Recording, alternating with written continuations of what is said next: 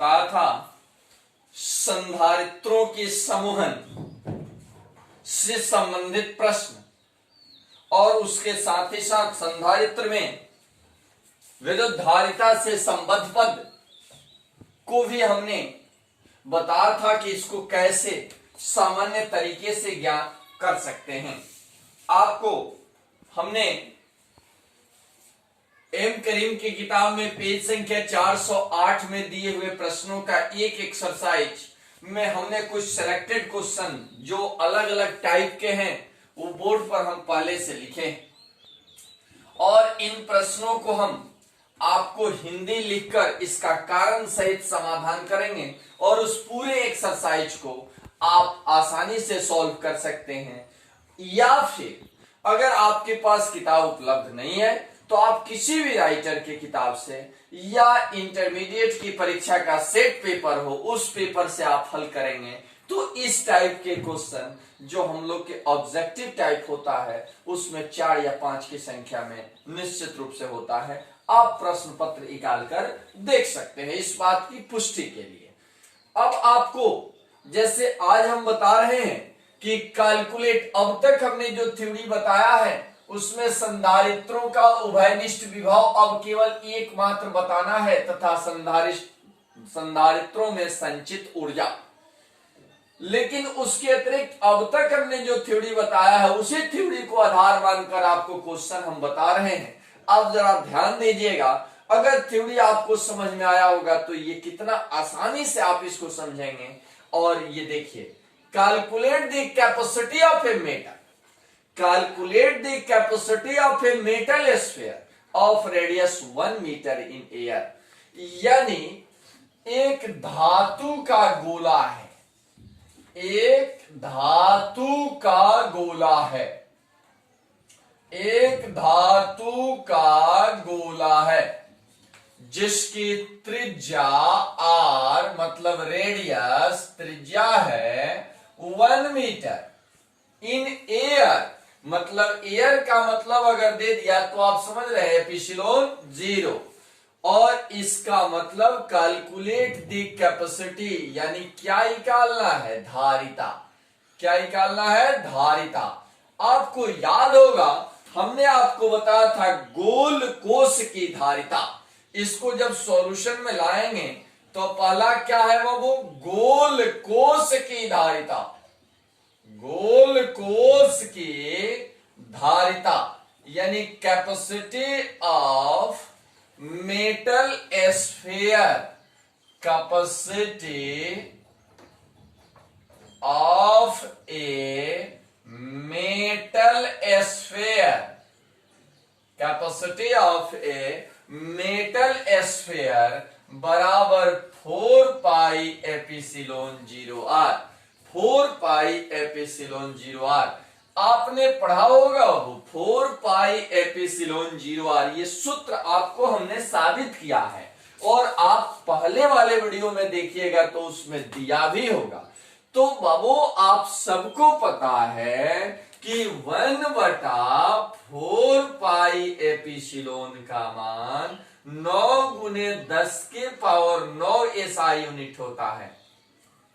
तो यहां 1/4 पाई का मान जब 9 गुने 10 के पावर 9 होता है तो अगर 4 पाई एप्सिलॉन का मान कहेगा तो 1/9 गुने 10 के पावर 9 इंटू आर, त्रिज्या कै मीटर, 1 मीटर। इस बात का ध्यान रहे कि ये सही मात्रक में चाहिए, अगर यही सेंटीमीटर होता तो इसको मीटर में बदलना होता।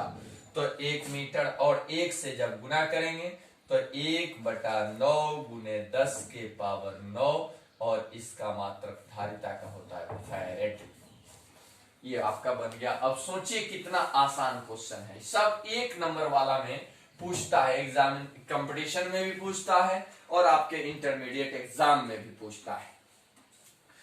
2 नंबर क्वेश्चन है, आप पेज संख्या एम करीम की किताब से 408 निकालिएगा। पूरा एक एक्सरसाइज आप बना डालेंगे सिर्फ 20 मिनट में। और इसके अतिरिक्त अगर आप दूसरी किताब आपके पास है तो उसमें भी क्वेश्चन दिया हुआ है, आप निकाल कर बना सकते हैं। 2 नंबर क्वेश्चन है, हम सीधे सॉल्यूशन में लाएंगे। क्वेश्चन यहां ये है, चुनिंदा question, selected question. The capacity of a sphere, the capacity of a sphere in liquid 24 microfarad. Calculate the SiC of the liquid if the capacity of a sphere in air is 6 microfarad. आज से जान लीजिए SiC is equal to capacity in medium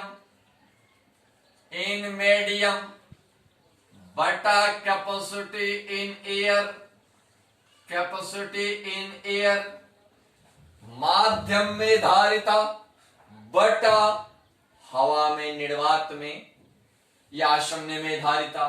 तो देखिए माध्यम में धारिता क्या है, 24 माइक्रोफैरेड अब बटा 6 माइक्रोफैरेड। माइक्रोफैरेड इसमें भी है, माइक्रोफैरेड इसमें भी है, या तो दोनों को ऐसा ही कीजिए मत, नहीं तो दोनों को मत कीजिए। तो 6 चौका 24 यानी 4 हो गया। और चूंकि ये तो कोएफिशिएंट है, गुणांक है, इसलिए इसका कोई ऐसा यूनिट नहीं है, 4 आंसर हो गया। अब सोचिए ये तीसरा के प्रश्न से भी आसान है, बशर्ते कि आप इसको समझें। उसके बाद अगला क्वेश्चन है, हम लोग ये आज और कल भर में कंडेंसर ग्रुपिंग पूरा आपको हम बताएंगे। उसके बाद फिर थ्योरी बताने लगेंगे। 2 नंबर है, फिर इसी में का अगला नेक्स्ट क्वेश्चन है, आप यही देखिए 64 आइडेंटिकल ड्रॉप्स। इंटरमीडिएट के एग्जाम में हमेशा पूछता है 64 identical drops each of capacity C। कितने ड्रॉप हैं? 64। प्रत्येक की धारिता क्या है? C।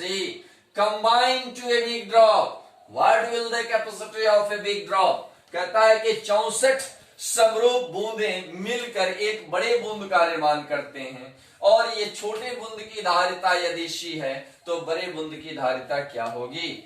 यानी यही प्रश्न आपसे कर रहा है। तो आपको कल ही बता दिया है, आप लोग इसको देखिए, समझिए। Capacity of a big drop, capacity of a big drop बराबर n का पावर 1/3 इंटू कैपेसिटी ऑफ ए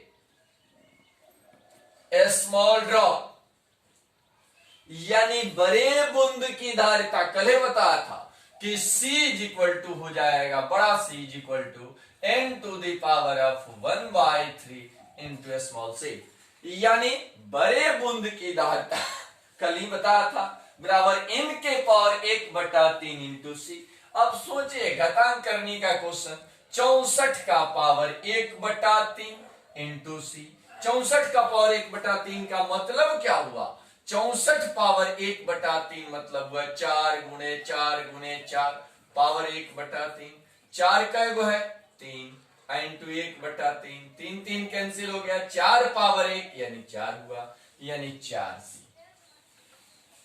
अगर यही इसमें पूछता आपसे कि calculate the potential of big drop, अगर यही कहता बाबू तो आप सबको पता है potential of a big drop बराबर n to the power of 2/3 into potential of a small drop. यानी n पावर 2/3 हो जाता, यानी 64 पावर 2/3 इंटू भी हो जाता, तो 16 भी हो जाता। वही अगर चार्ज डेंसिटी पूछ देता तो वही n का पावर 1/3 इंटू सिग्मा हो जाता। वही अगर रेडियस पूछ देता आपसे तो n का पावर 1/3 इंटू r हो जाता है, स्मॉल r। आपको ये सब कल ही हमने व्यंजक में बता दिया है, और आज इसको जिस एक्सरसाइज को निकालिएगा तो सब कुछ आसान नजर आएगा। ये सब आप लोग बनाइएगा। उसके बाद एक और क्वेश्चन हमने चयनित किया है इसमें। अब यहां हो जाएगा, आप पूरे एक्सरसाइज को बनाएंगे। आपको हमने एक एक टर्म बताने की कोशिश की है और इस क्वेश्चन को आप खुद बनाएंगे। What will the capacity of a sphere if charge and potential are respectively 2 into 10 to the power minus 6 coulomb and 4 into 10 to the power minus 3 volt। यानी अब देखिए बाबू, इसका हिंदी जान लीजिए। व्हाट विल द कैपेसिटी, उसकी धारिता क्या होगी ऑफ ए स्फीयर, एक गोले की धारिता क्या होगी यदि आवेश तथा विभव क्रमशः 2 गुने 10 के पावर माइनस 6 कुलाम और 4 गुने 10 के पावर माइनस 3 वोल्ट है। बाबू अगर मान लीजिए कि ये अगर फिजिक्स जो विद्यार्थी अच्छा से पढ़ा है, जिसको यूनिट पता है, तो तुरंत क्वांटिटी की पहचान कर लेता है। अगर यहाँ सी है तो कुलाम है। कुलाम किसका है? आवेश है, क्यू से इंडिकेट करते हैं। ये क्या है? वोल्ट है, भी से इंडिकेट करते हैं। पोटेंशियल है। तो इसका मतलब कि आप ही बताइए कि क्यू, बड़ा क्यू या छोटा क्यू, जैसी इच्छा आपकी, बड़ा क्यू ही लिख रहे हैं 2 गुने 10 के पावर माइनस 6 कुलाम, और भी बराबर क्या लिखा है 4 गुने 10 के पावर माइनस 3 वोल्ट, और सी बराबर वाट।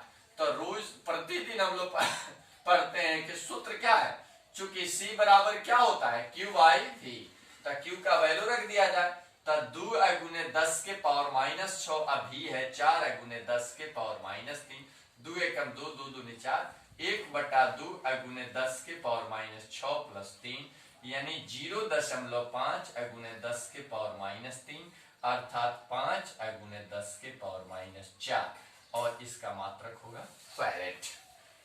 यानी आपको ये समझ में आ गया होगा। अगर या ये नहीं भी लिखिएगा, अगर आपको पावर में दिक्कत होती है तो इस स्थिति में आप इतना भी लिखेंगे तो गलत नहीं है। यानी आप इसको, आपको हमने 3-4 टाइप का क्वेश्चन बता दिया, और ये 64 वाला जो है वो, इससे जितने प्रश्न हैं वो लगभग इसी टाइप के हैं। फिर इसके बाद एक और प्रश्न हम आपको बताते हैं। आप देख रहे हैं, इस किताब से परिचित होंगे आप। इसमें से आपको हमने क्वेश्चन है नंबर 14 तक आप आसानी से कर सकते हैं। 14, 16, 17, 18 जैसे एक क्वेश्चन हम आपको पढ़कर बता रहे हैं। करता है कि 15 नंबर क्वेश्चन है कि 8 identical small drops each having surface density of 1.5 state कुलाम। अब आप ही बता दीजिए, सरफेस डेंसिटी का पावर सूत्र क्या होता है? n to the power of 1/3। तो 8 का पावर 1/3 करेंगे तो क्या आएगा? 2 आएगा। 8 का पावर 1/3 करेंगे तो 2 आएगा, और 2 को जब 1.5 से गुना करेंगे तो 3 स्टेट कुलाम पर सीएम स्क्वायर हो गया, जो इसमें आंसर में ऑलरेडी दिया है। उसकी वजह से एक 18 हम पढ़ रहे हैं क्वेश्चन। 18 नंबर कहता है कि 27 आइडेंटिकल ड्रॉप्स। मैंने कल ही आपने वीडियो में बताया था कि जितने किताब हैं, जितने आपका पब्लिकेशन की किताब लीजिएगा, उन सभी किताबों में आपको मिलेगा कि 27 आइडेंटिकल ड्रॉप, 64 आइडेंटिकल ड्रॉप्स, यही आपको मिलेगा। यानी आप वही पूर्ण घन संख्या ही मिलेगा, यानी परफेक्ट क्यूब रूट ही मिलेगा। तो इस तरह से देखिए 27 आइडेंटिकल ड्रॉप्स दिया है। तो इसमें इस पूरे चैप्टर में कोई ऐसा पद नहीं है जो आप एक्सप्लेन से बाहर है। आप इसको आसानी से बना सकते हैं। और फिर उसके बाद कंडेंसर है जिसको आप बना सकते हैं, समानांतर प्लेट संधारित्र। उम्मीद है कि आप लोग इसको बनाएंगे, और इसमें जो क्वेश्चन या फिर इसके अतिरिक्त किसी और राइटर की किताब से अगर कोई कंडेंसर से रिलेटेड क्वेश्चन है तो आप हमें भेज सकते हैं, पूछ सकते हैं। आपको जैसी इच्छा जो प्रश्न पूछना हो